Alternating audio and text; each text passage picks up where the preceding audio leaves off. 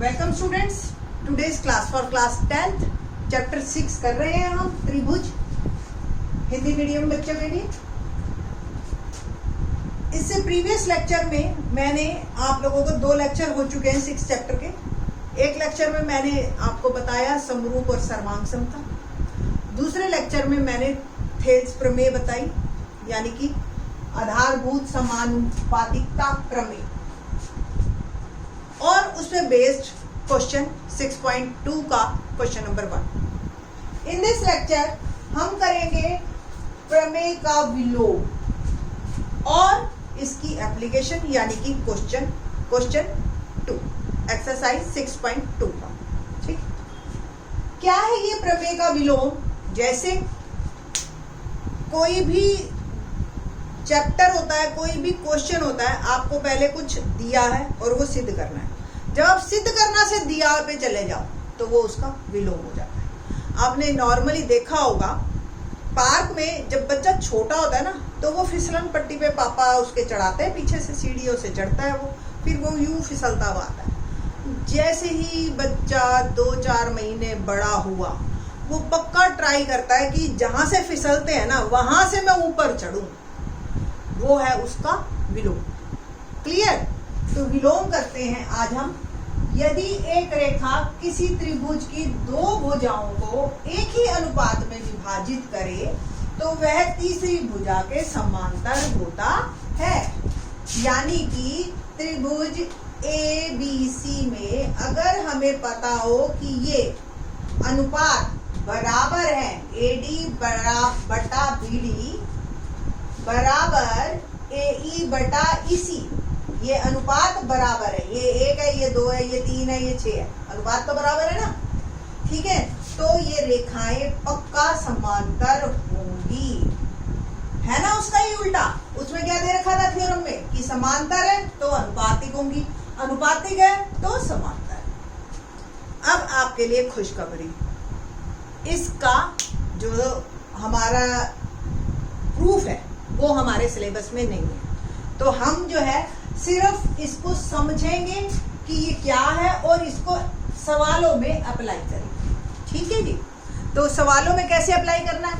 Exercise 6.2 का question number 2 समझ आ गई ना आपको? ये स्टेटमेंट लिखनी पड़ जाएगी बेटा। यदि किसी त्रिभुज की 2 भुजाओं को एक ही अनुपात में कोई रेखा विभाजित करती है तो वह रेखा तीसरी रेखा के समांतर होती है। ठीक है, ये लिखनी है, ये लाइन हमने। ठीक है, क्वेश्चन करते हैं एक्सरसाइज 6.2 का। मैं जान करके ये लाइन लिखी हुई रहती है, या आप ऐसे भी लिख सकते हो, आधारभूत समानुपातिकता प्रमेय का विलोम। पूरी लाइन मत लिखो और सिर्फ इतना लिख दो कि इस प्रमेय का विलोम, या इससे भी छोटा थेल्स प्रमेय का विलोम। ठीक, तो ये भी हटा दो, इसकी भी जरूरत। एक्सरसाइज 6.2 में बहुत सिंपल है। आपको एक त्रिभुज दे रखी है PQR, ये त्रिभुज हमें दे रखी है। आप देखोगे अगर किसी त्रिभुज PQR में, बुक में फिगर नहीं है इसीलिए मैं बना रही हूँ। ठीक है बेटा जी, किसी त्रिभुज PQR की भुजाओं PQ और PR पर क्रमशः E और F 2 बिंदु है। मैंने रेखा खींच दी, वैसे पहले हमें ऐसे बनाना था। किसी त्रिभुज PQR में E और F 2 बिंदु है। ठीक है, निम्नलिखित में से प्रत्येक स्थिति में बताइए कि क्या EF समांतर है या नहीं QR में। तो कब समांतर होगी? अगर इनका अनुपात बराबर होगा। ठीक है जी। तो सेकंड क्वेश्चन का फर्स्ट पार्ट हम कर रहे हैं, सिद्ध करना है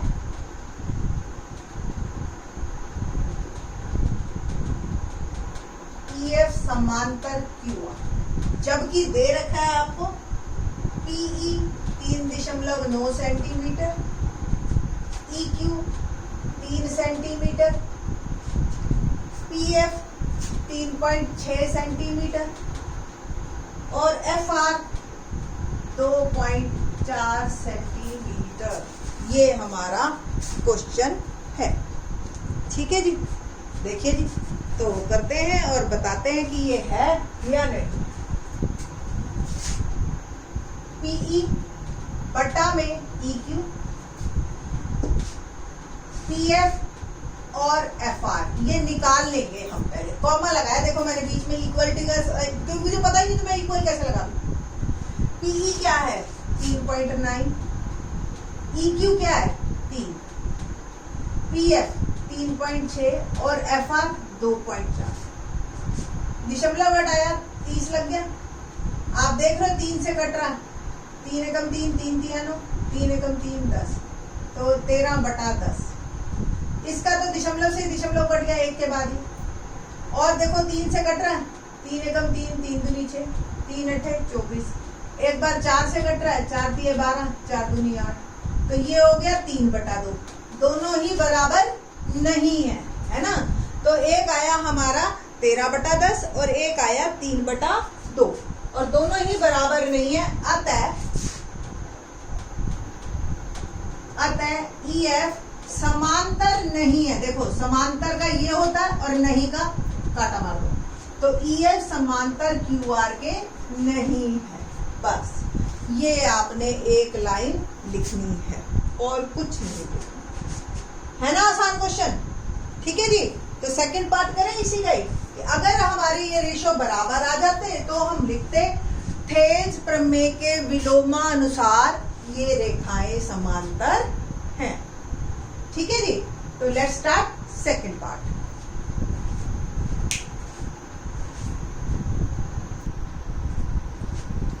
क्वेश्चन नंबर 2 का सेकंड पार्ट देखते हैं। देखो मैं फिगर में ही लिखती जाती हूँ, मेरे को बड़ा अच्छा सा लगता है, 1 मिनट में ही लुक आ जाती है उसकी क्वेश्चन की। PE 4, QE 4.5, ठीक है जी। PF 8 और RF 9। देखो ध्यान से, 4 दूनी 8, ये भी दुगना दिख रहा है साफ, बड़े आराम से। वैसे करेंगे हम अलग तरीके से। सबसे पहले हमने क्या निकालना है, PE/QE और PF/FR। तो PE/QE इसको ऐसे लिखते हैं। तो PE क्या है 4, QE है 4.5। दशमलव हटाइए, 0 ऊपर लगा दिया। 40 और 45, 5 से कट रहा है, 5 अठे 40, 5 निम 45, 8/2। और PF क्या है 8 और RF है ही दोनों सेम। आपने लिखना है PE/QE बराबर PF/FR। अतः EF समांतर QR। क्या लिखोगे, थेल्स प्रमेय के विलोमानुसार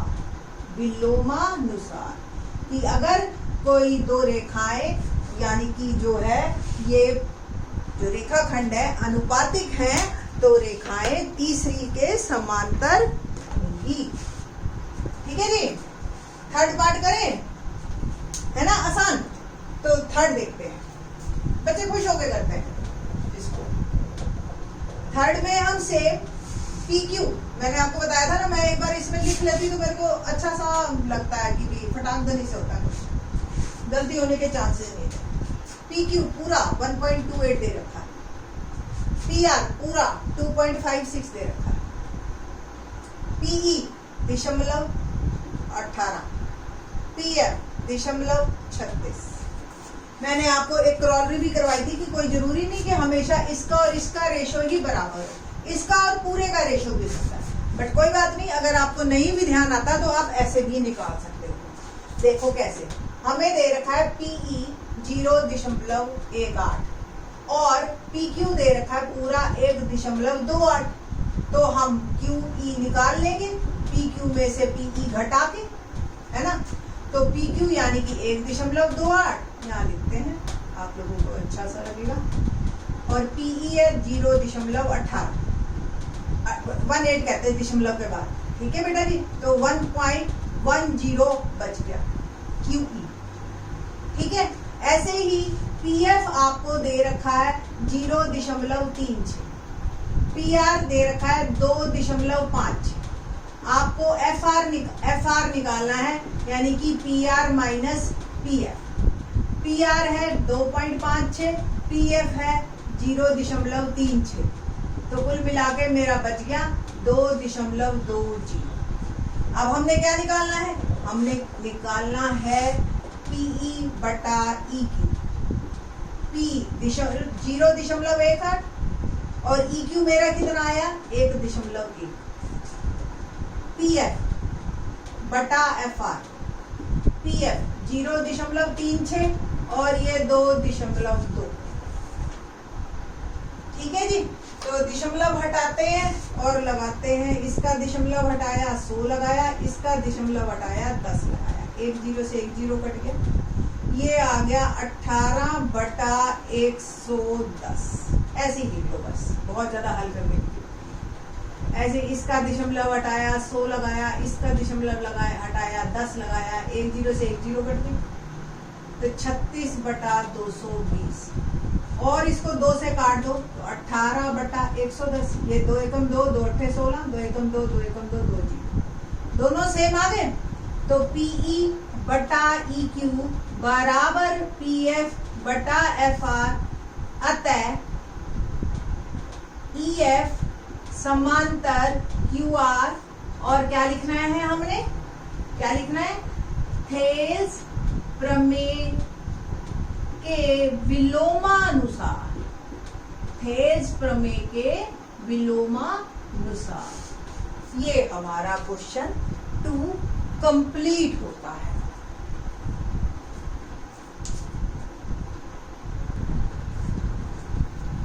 क्वेश्चन नंबर 3 देखते हैं। क्या है क्वेश्चन नंबर 3 एक्सरसाइज का? संलग्न आकृति में, यानी कि आकृति ऑलरेडी आपको दे रखी है, यदि LM समांतर है CB के, ये देखो ये LM दिखाई दे रहा है और ये CB के समांतर, LN समांतर है CD के, तो सिद्ध कीजिए AM बटा AB बराबर AN बटा AD। हमेशा जब भी ज्योमेट्री के क्वेश्चन आए बेटा, हमेशा दिया है सिद्ध करना जरूर लिखा करो, ठीक है। ये तरीका होता है काम करने का आपको, ठीक है। तो दिया हमें क्या दे रखा है, LM समांतर CB और LN समांतर CD। सिद्ध क्या करना है हमें, और बहुत ही आसान होते हैं ये 2 स्टेप, आपको सीधे सीधे लिखने होते हैं मैथमेटिकल फॉर्म में, और इससे नंबर मिलने के चांसेस आपके बढ़ जाते हैं, ठीक है जी।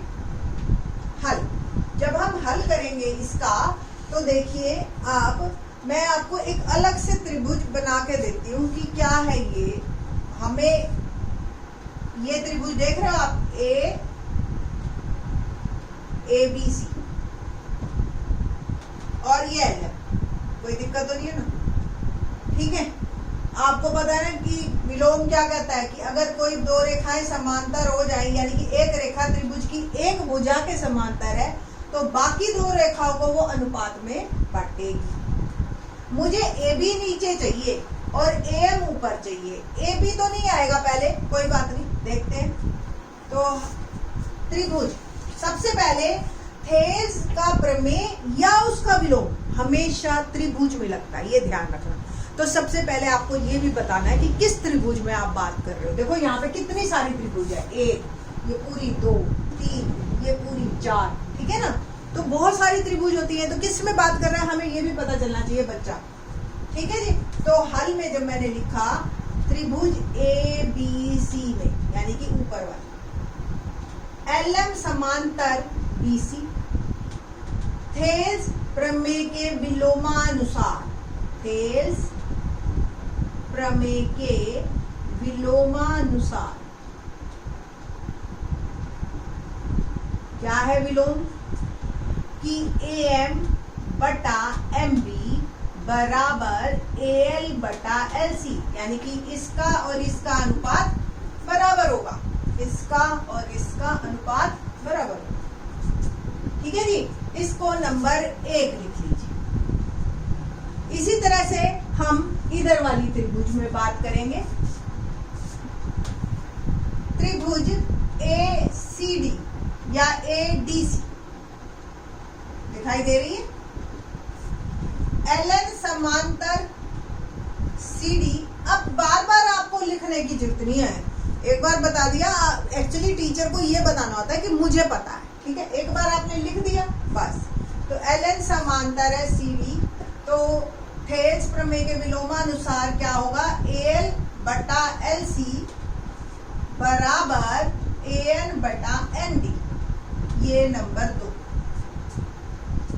1 व 2 से AM देखो एक क्या है, AM बटा MB बराबर AL बटा LC बराबर AN बटा ND। अब AL LC दोनों में जरूरत नहीं है, इसको हटा देते हैं और हमारा जो क्वेश्चन बन गया वो हो गया AM बटा MB सिद्ध हो गया AN बटा ND। बट सिद्ध तो हमें ये करना है AM बटा AB और AN बटा AD, ठीक है जी। तो बहुत सिंपल है, इसको पहले उल्टा कर लीजिए क्योंकि AM मुझे चाहिए, तो MB बटा AMB तो अनुपात तो बराबर ही होगा बेटा, 1:2 और यहाँ 2:4 है, तो 2/1 इसका भी उल्टा कर दिया और इसका भी उल्टा कर दिया, एक ही बात है ना। तो मैंने इसका भी उल्टा कर दिया और इसका भी उल्टा कर दिया, ठीक है जी। दोनों तरफ 1 जोड़ने पर 1 क्या बना, MB बटा AM जमा 1 ND बटा AN जमा 1। लघुत्तम लेने इधर AM, MB जमा AM, इधर लघुत्तम AN, ND जमा AM, ठीक है जी। देखो जी MB और AM को जोड़ो, क्या बना, पूरी बन गई AB। ऐसी ND और AN को जोड़ो, ND और AN क्या बन गई, पूरी AD। एक बार फिर से इसका उल्टा कर दो, तो क्या हो जाएगा, AM बटा AB बराबर है AN बटा AD। इति सिद्धम, ये मेरा सिद्ध हो गया उत्तर, ठीक है जी। तो इस तरीके से बड़े ही आसान क्वेश्चन है, आप लोग इसको एक बार अपने हाथ से जब करोगे ना तभी आपको अच्छी तरह से समझ आएंगे। बाकी के क्वेश्चन नेक्स्ट लेक्चर में।